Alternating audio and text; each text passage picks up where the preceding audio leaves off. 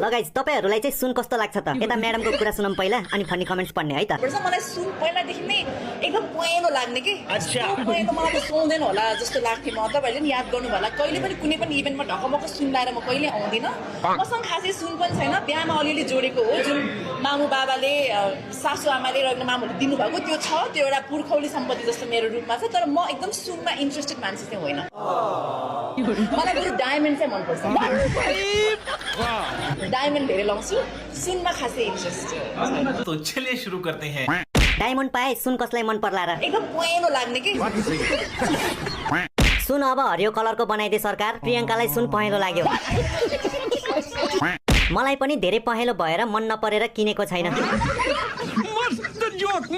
चिल guys diamond मन पर्छ तर हिरा मन पर्दैन काकीलाई युके युएस यताउति धेरै गयो तर अमेरिका चाहिँ आउने जुरेकै थिएन कि सुन लाएर म कहिले आउँदिन मसँग खासै सुन पनि छैन